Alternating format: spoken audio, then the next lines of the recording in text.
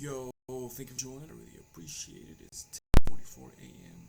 Pacific time. It's September 1st, 2025. Let's begin. The top GOP contenders to succeed Trump for president in 2028. President Trump is dominating the political, but attention will shift soon enough toward the 2028 race. Trump has at times entertained the idea of seeking a third term, a notion encouraged by some of the most combative voices in the world, such as Steve Bannon. The near universal expo is such a quest flagrantly unconstitutional. Also, the 82 by election day 28. Assume Trump indeed exits the White House for a final time at the end of his second term, the battles to succeed him will be fierce. Tomorrow, The Hill will publish some more rankings for Democrats in 2028. For now, here's where the Republicans' field stands. Vice President Vance in the number one. Vice President is the most obvious inheritor. Simple. He is the much younger vice president to an incumbent president. There are more Vance-specific factors as well. The vice president has long ago abandoned the criticisms of Trump that he once leveled, despite the vigor of those he moved to a friend in 2016 whether Trump could end up being America's Hitler. He appears to have been face in connecting with Trump's working class supporters by his famously difficult upbringing as memorialized in his book Hillbilly Elegy. The vice president also shares Trump's isolationist instincts on foreign policy, a tendency most obviously seen when the dual berated Ukrainian President Volodymyr Zelensky in the Oval Office earlier this year.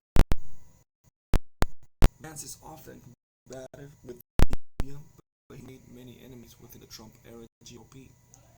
Figures like Defense Secretary Pete Hegseth, Health Secretary Robert F. Kennedy Jr., and FBI Director Kash Patel are all much more controversial within the party. There are still question marks over some of his political instincts.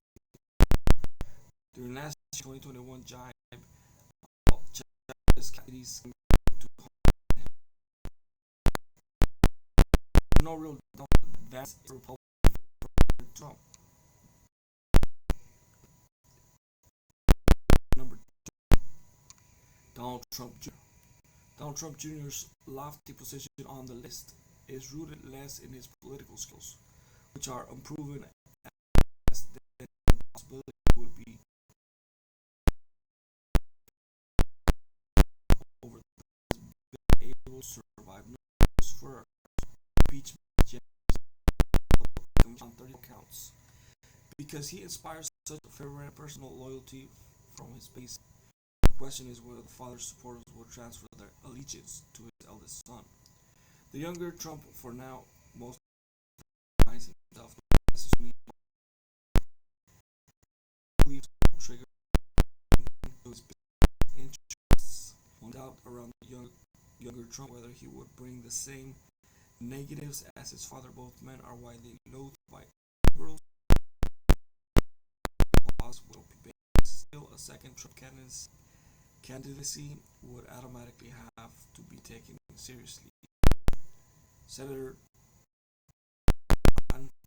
has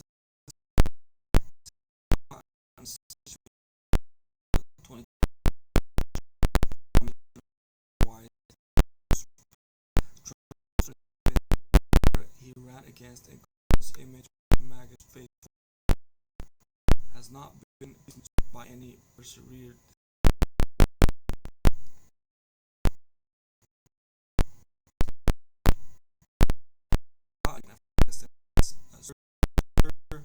touch for political opinion that has a visceral for many Republican voters.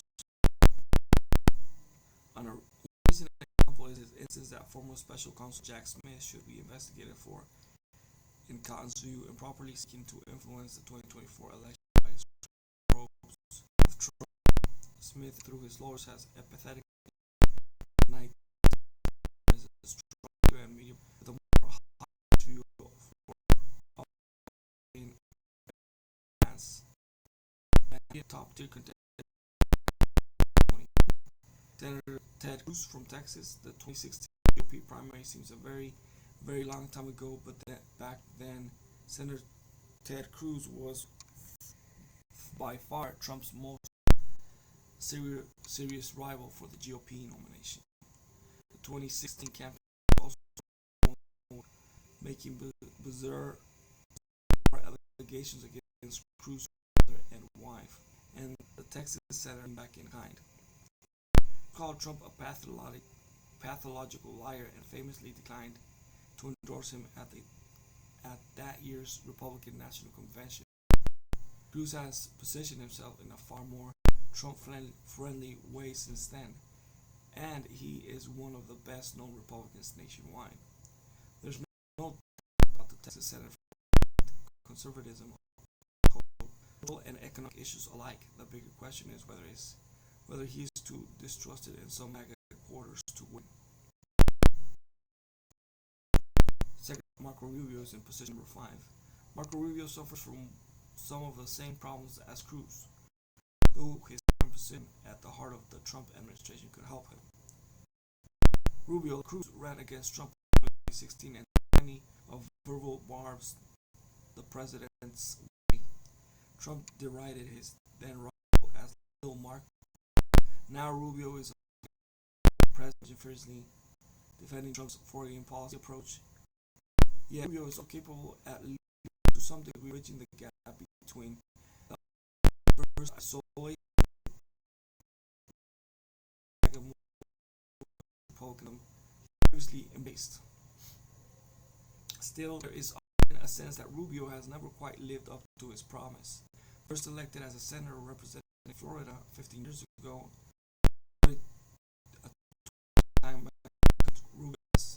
the Republican voters have never quite agreed.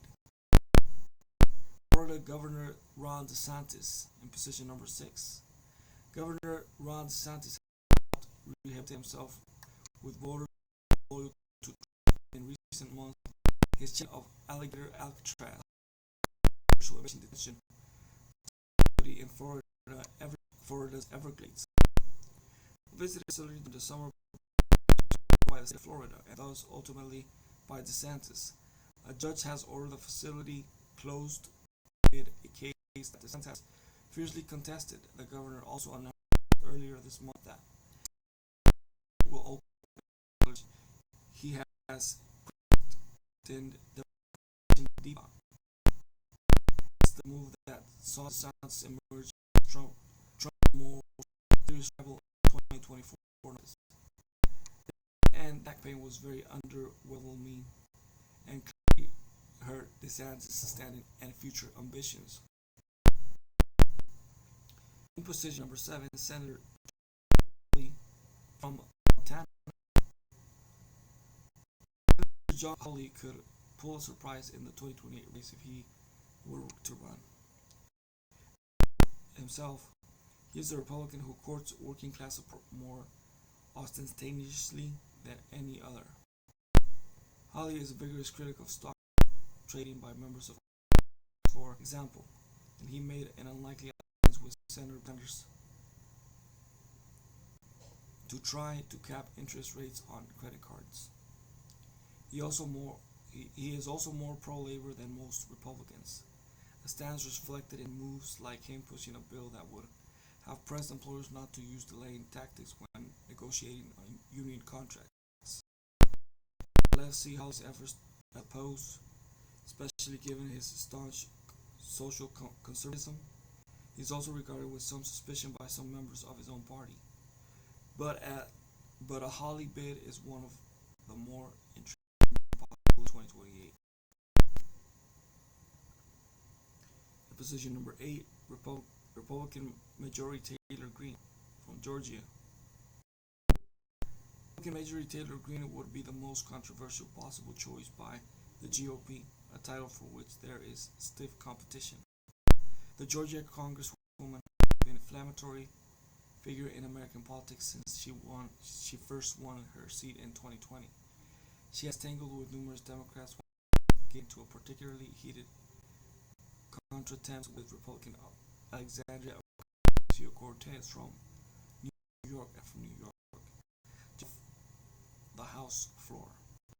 She has also mixed it up with the fellow Republicans like Republican Lauren Boebert from Colorado and MAGA influencers like Laura Loomer.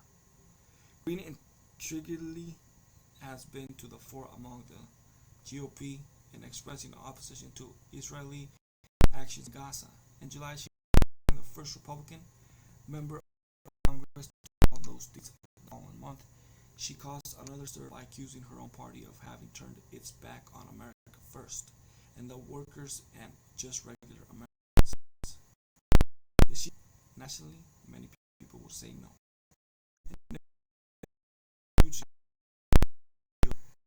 Nominating her in position 9, Tim Scott from South Carolina. Simultaneously, a favorable presence, even increasingly a criminalist Senate, is well regarded by Trump and by every faction in today's GOP. He's also a black Republican senator, a status that could perhaps help the GOP make further inroads with black voters if he were to somehow make it to the nomination. Scott never attraction as a 2020 candidate, and there's no reason if he fall past the higher this listed.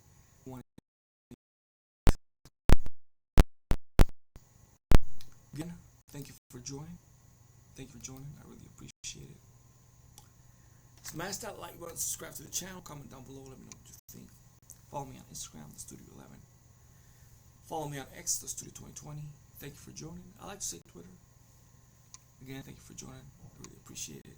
See you on the next video. See you on the next youth video. And of course, it's until next time.